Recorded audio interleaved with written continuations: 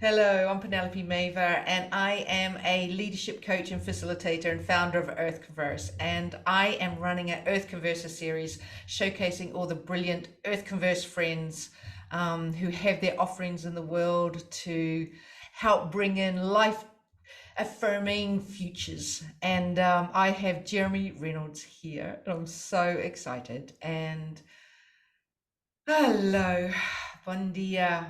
Bom dia. So, what's alive in you at the moment? Just sort of as we settle in, give me a location, give me a Mm, feeling, give me a. Mm.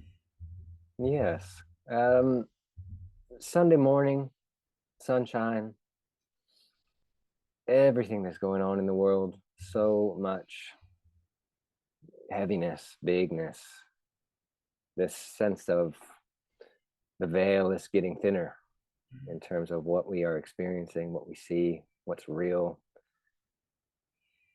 Yeah. And I'm very interested in how we respond to this process, this unraveling, this sense of the story of certainty and conquest and domination is running aground. It's becoming less and less convincing. It's becoming less and less of something that nurtures us, that feeds us, that satiates us, that connects us. And I think every day that passes, that becomes truer and truer and harder to push away. And so then we enter into this liminal, strange, dissolving space, or whatever's on the other side of that is not fully formed. It's not fully being articulated. And that's a strange place to be. And I think that's something that's happened in our lifetime. That in our lifetime, we have seen the collapse of certainty around progress, around science and technology being the thing that brings us into the utopia of the Jetsons and the robot maids. And it's the promise of this future that's not panning out. It's fair to say that. Anyway, I'm running away, just No, going for it. I love it. I love it. And I love actually the sort of the shadow. I see the dark and the light, and it just feels so that's embodied where Mm, we're at. And I love that. And and you're starting on already. This is the invitation, Dionysus in Mallorca. mm, And so we met, well, we know each other through the Global Conscious Network, the Argonauts, as mhm, co-facilitators. And I've just always loved how you are fully present. And there's something that sort of even channels through you, Jeremy. And you've got such gifts in holding space and letting us think about possibilities. And I remember getting really excited about I bought the flowering wand, Sophie Strand. So mm, rewilding the sacred masculine, and because I love the idea of that. We're so stuck in one story. Our myths are stuck in one story. Patriarchy has kept us rigid, hasn't served either masculinity or femininity. And that actually we need these news stories, and we can go back to our myths and rewild them and see where they got distorted and constricted. And the invitation of a Sophie, like with Dionysus, and then you've just taken it to a new level, and I feel like this is Dionysus is coming through you. And so mm, we decided it was like Dionysus and Mallorca coming into the Med. So we are mm, offering this full day immersion in Mallorca. So we'll talk about that. But I want to mm, tell us about who you are, because you're not on social media. You're quite this slippery figure anyway. So, mm. so tell us a little, give you a flavor of who you are. Yeah, thank you. Um, well, coming up in America, I think American culture in the late 20th century taught me a lot about this story, the story of certainty, the story of conquest, the linear march towards something in the future that was going to save us. Really informed my innate rejection of that narrative. There was something that didn't fit for me from an early age, that I didn't see or feel the tools in the culture, in the society in which to discuss that, in which to explore that. I wasn't going to open a newspaper or turn on a television and see this kind of concept being explored. And so I came through that process in my own way, and ended up in a university that allowed me to explore that very subject and take a degree in that subject, a degree that I called the Great Remembering. You created Really, your own degree. I love thankfully, that. yeah, I had the opportunity, the blessed opportunity to take 4 years to explore this, because it was the most meaningful thing for me at that time, and still is. So digesting that this is a moment of transition, that this is a moment of being invited to develop the skills that will help us move into something else, something different. And so I'm doing that. I became a musician professionally around that time. And I stayed a musician professionally until, about 14 years. What was your band? Hockey. On Spotify, Hockey the band. Okay. It's out there. It's out there. Yeah. The internet saves it all.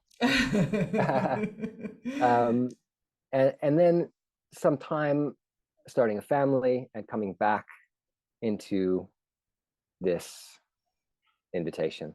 I took some counseling training. I became a teacher in the Steiner world. It was all part of rediscovering how to engage in this kind of conversation, how to explore the invitation around our world is bereft of something important that makes us fully human, that satiates us, that satisfies us, that gives us a sense of belonging, of homecoming, versus a sense of alienation and exile and isolation and separation and loneliness, which I certainly felt in America, in my upbringing. What was presented to me didn't fit. And so I'm still on that journey. And I'm very interested in the ways that we call up different perspectives, different ways of being, different practices that engage us in this process, that empower us in this process, outside of what's already here. I think that's very important for me, is that the response comes outside of the framework that we're currently operating in. And that's not to be rigid, but to say it's important that we understand that most likely this process isn't going to bring us out of this process, this line of thinking, because it hasn't yet. I would say that's self-evident enough, that this way of doing things, like we're going to solve climate change, because it's our world and our environment and our planet. And again, you have that sense of separation and abstraction. Things are abstracted to a great degree. They're not personal, they're not integrated. And your own, because I know that part of this is your own rewilding, connecting with the earth. And tell us a little bit about that, from the, intellectualizing it to really embodying your own, your own truth in that respect, and your own, connection and belonging with the earth. Yes. Yeah. I mean, that's, for me, that's any of the primary satisfactions. I really like that term. That's Francis Weller's term. Yeah.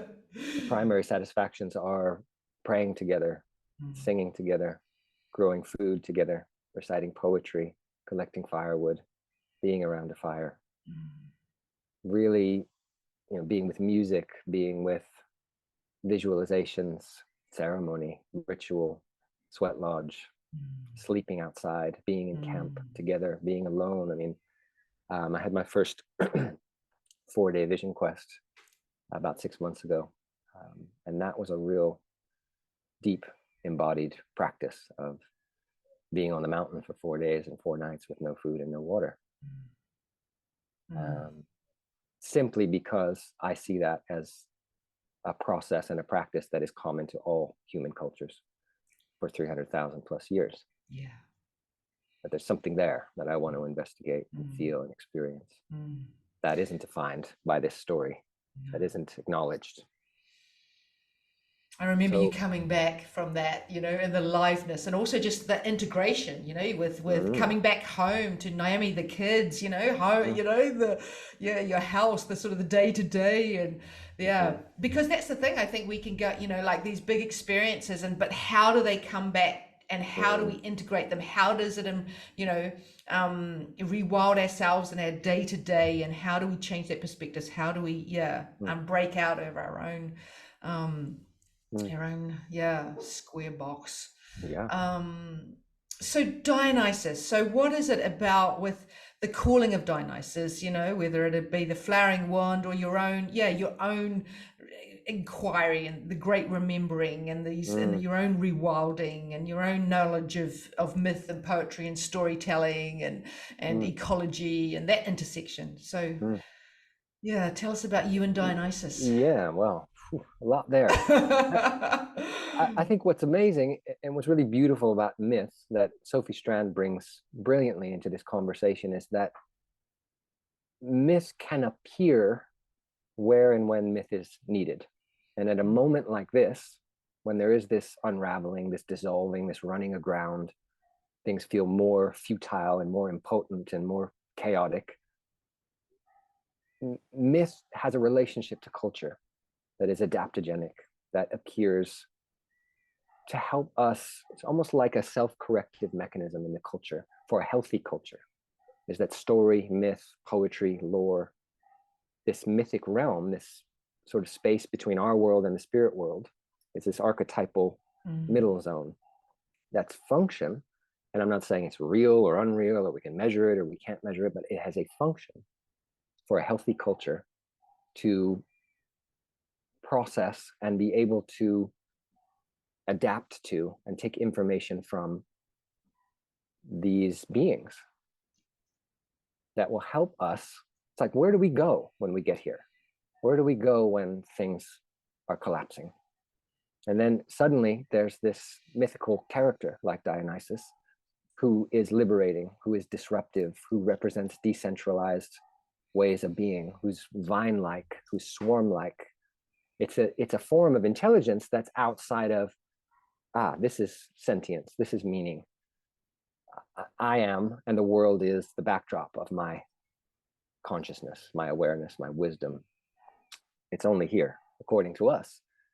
And somebody like Dionysus comes in first and foremost, disrupts that narrative, disrupts that homogenized, linear way of being. It's chaotic, it's unpredictable, it's androgynous, it's wave-like, it's indeterminate, it's exciting. There's something truly wild there that I think connects us back to a way of being in the world that is ancient. Mm.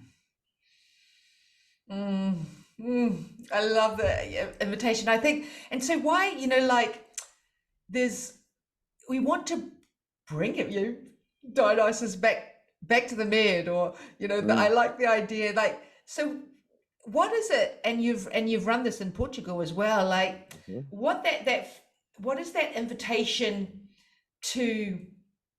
What are we inviting, even in this sort of like, so that's the big picture, but coming down to like this one day in Mallorca, we'll give details, Saturday, the 16th of March, but mm, there's more to come in those details. But, what is coming down? What would mm, that full day immersion look like and feel like? And what's the invitation there? mm. What's possible in one day with Dionysus? Good question.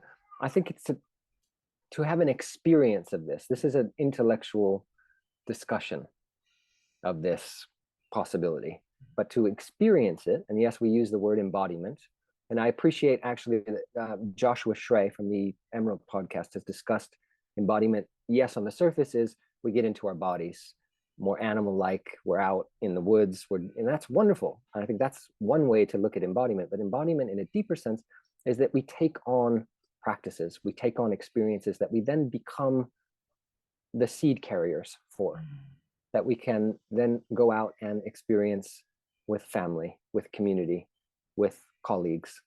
We have this taste of something else that's explicitly outside of our normal day-to-day experience.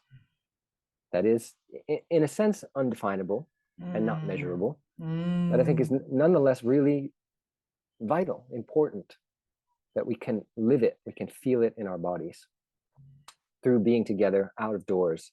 There's poetry, there's music, there's threshold crossings, there's storytelling, Mm. there's all of these primary ways of feeling a connection. Mm. And perhaps being able to be given permission to contact this sense of animacy. And again, I spoke about, where is animacy if it's not just here? And what is it like to be given permission to experience that? To say, this is explicitly about, let's engage with the living world, the animate everything, as something else. We may have misapprehended ourselves and the world to a large degree, which is very exciting to me. So how do we create a space that's explicitly about that? Dionysus sort of paradox, because we're asking people to come into this full day immersion not really knowing what it's going to be, and that's what we want. And it's sort of like, I was trying to explain it to a friend, and then it sort of kind of made me laugh at the sort of this the stereotype of Dionysus as we're up in the mountains running naked, there's an orgy or whatever, and it's sort of like, well, that's not really my plan, but but goodness, and maybe I'll be too rigid. I don't know, but there's something about this is the playfulness. This is what we want to break out of. I mean, even the idea of, what will I get out of it? It was sort of like, with that same thinking is what we're wanting to sort of, disrupt. So, I don't know. But what will we get out of it? Right. Well, I think creating the conditions for something to emerge that we can't even necessarily define prior. That's the process for me. That we invite people into a space where there is something astonishing that could transpire, that is unexpected, that is emergent, that is outside of expectation, that is not something we can cook down and put in a box and say, this is the thing, or that's the thing. And I find that to be exciting. Yes, I understand that that's outside of our current worldview's series of expectations, that you do have to define, it's this or it's that, you get this or you get that. But I think even for us, there's a mystery there. And I am fond of saying and leaving plenty of room for mystery in this process. I appreciate the absence of certainty and dogma and rigidity, because I think we live in that world all the time. I mean, where that's everything has to be cooked down. The unknown is that is the fertile ground, isn't it? Like, it's just that's really exciting for me. So I mean, so you're going to be here. You're going to come over from Portugal. It's Saturday the 16th of March. We've got an Eventbrite, so I'll put in the Eventbrite link. But anything that you sort of want to wrap up or invite in, or I think the ability to contact myth and the mythic realm, and the possibility that we exist both in this realm in some sense, and we have some wild twin, some other experience, some other life that is in a realm that is archetypal, that is symbolic, that is undefined, mystical, but that those two spaces, those two realms, can communicate with one another.